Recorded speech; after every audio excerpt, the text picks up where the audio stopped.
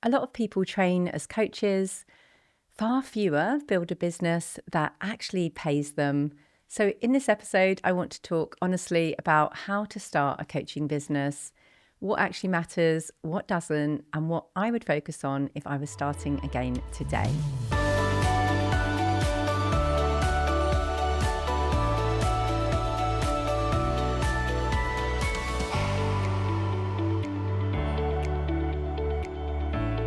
If we haven't met before, I'm Lott, a business coach, and I help qualified coaches get clients with honesty, not hype. I have built my own coaching business over the last few years in several different niches. Currently, I work school hours, term time only, and I support hundreds of coaches to build a business that fits their life through my program, The Business of Coaching.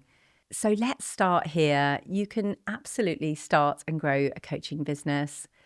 But I think one of the biggest shocks for many newly qualified coaches is this: learning to coach and learning to build a coaching business are two completely different things.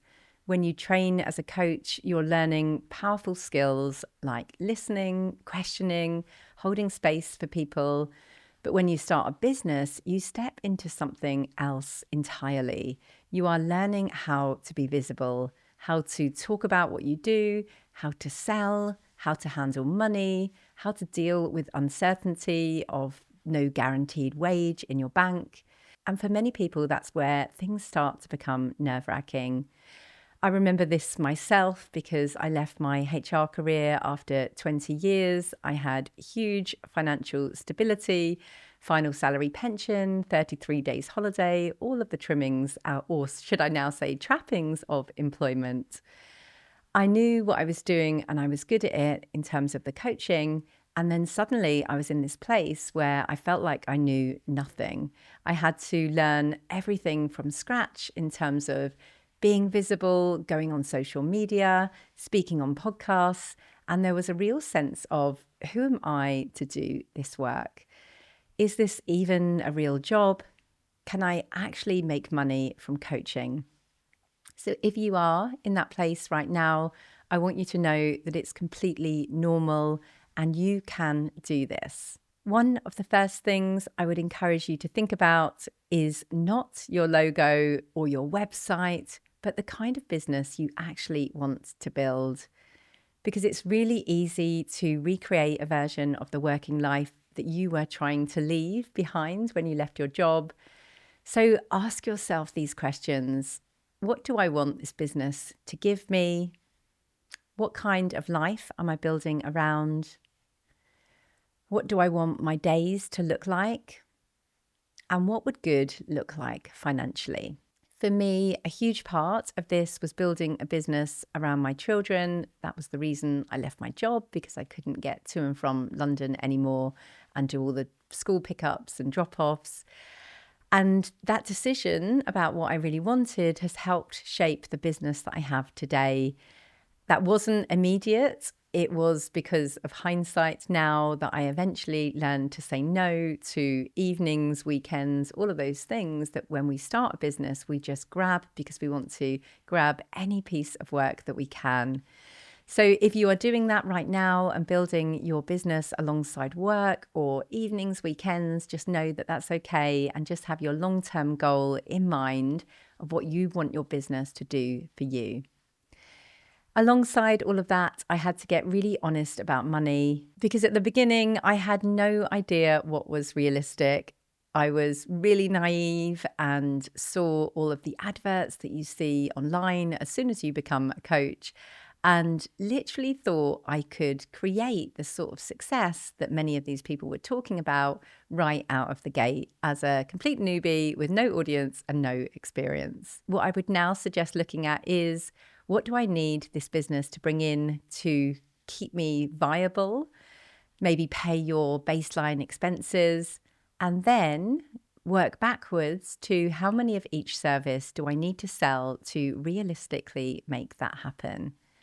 When I first did this exercise, I think I was aiming for something like 50,000 per year, and broke down how this was actually going to be possible, and soon realized that actually with just one-on-one coaching, it was never going to get me where I wanted to be financially. at the prices I was charging at the time. So slow down, do this calculation. It can be hugely valuable for you to understand if you're pricing high enough right now to reach your financial goal. So eventually I started to explore other ways of working, workshops, corporate work, and eventually a group program, which is what I do today. The next piece where a lot of coaches get stuck is your niche and offer. So I'll say this really simply, people don't buy coaching, and I know that will be a shock, but they buy help with their specific problem. This was a big shock for me, as it is for most qualified coaches, because we train as coaches and we think broadly. We know we can help anyone with anything. And it's often intangible things like confidence and clarity, which is genuinely priceless. And we know that.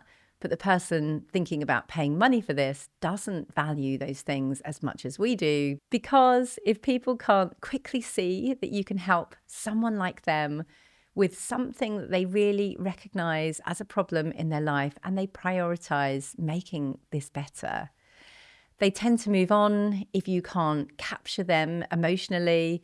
So this is where getting really specific helps. So ask yourself, who do you want to help? What exactly are they struggling with? And what do they want instead?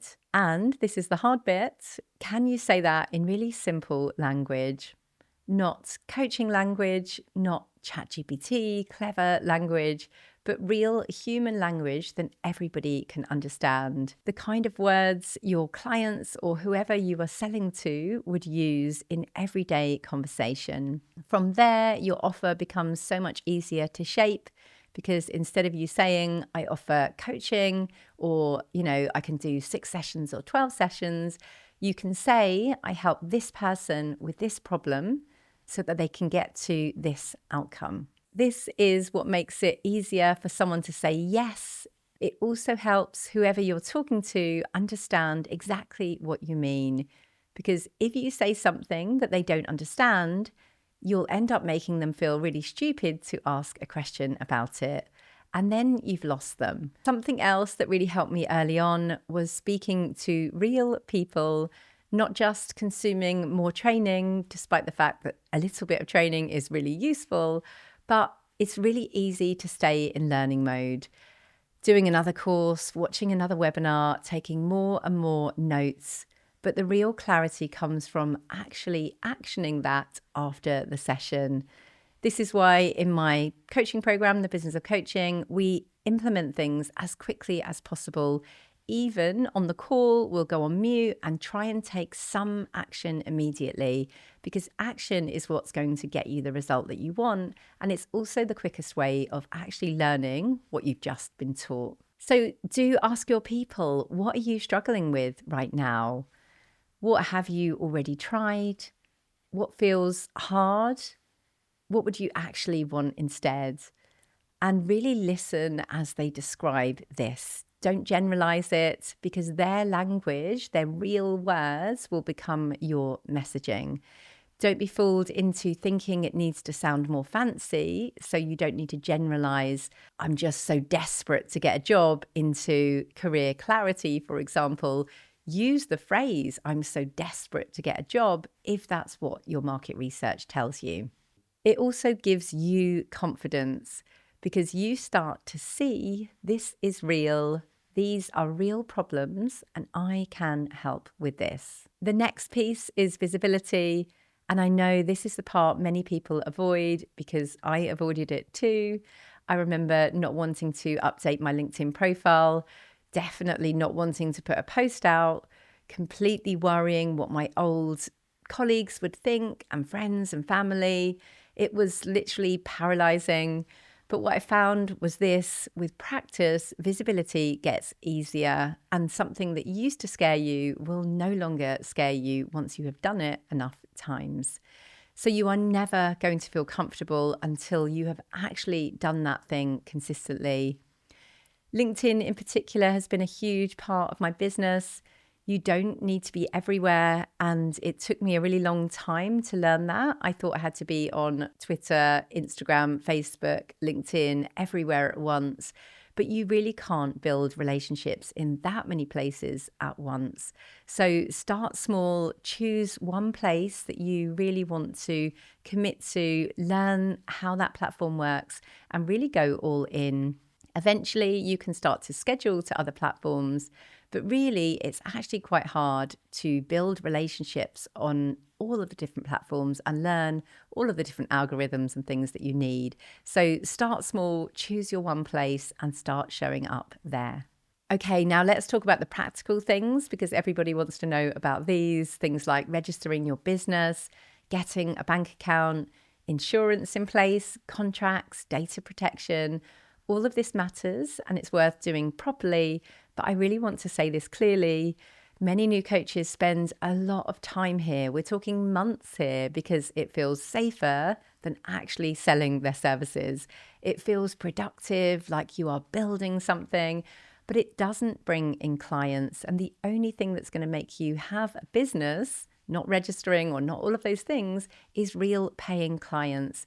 So yes, do those things, but do them really quickly. I'm talking a day or two, not a month or two, because they can easily become a way to overcomplicate a business that will never come to being. And then you'll have spent all of this money registering your business, but have no clients, because then you've lost momentum, you're not showing up, you're not bringing in the money. So do those things quickly and get on to the real work of building your business, which is marketing and sales. So if I were starting again today, I would focus on a few key things. I would get clear on who I wanted to help. I would then create one simple offer. I would then start speaking to real people as early as possible. Get visible way before you're ready, even before you have the clarity, because you are still then practicing your visibility. So by the time you get the clarity, you will be more comfortable with being visible. Next up, measure progress by taking the right actions. Be visible, track your sales activities every single day until they compound and pay off. I would worry a lot less about having everything figured out and having the perfect website and everything established too soon. If you wait for perfect, it will never, ever come. So starting a coaching business is absolutely possible for you. It takes time, it takes, most importantly, courage, and it takes a willingness to learn the skills that sit outside coaching itself. Know that it's the most rewarding and exciting personal growth journey you will ever go on, because everything comes down to you. And that's actually exciting. If you would like more support with this, I have a free guide called 12 Ways to Get Coaching Clients Today. It is designed to help you take action straight away, because that is my superpower. So thank you for listening. And like I always say, trust yourself, believe in yourself, and be the wise gardener who keeps on watering the seed.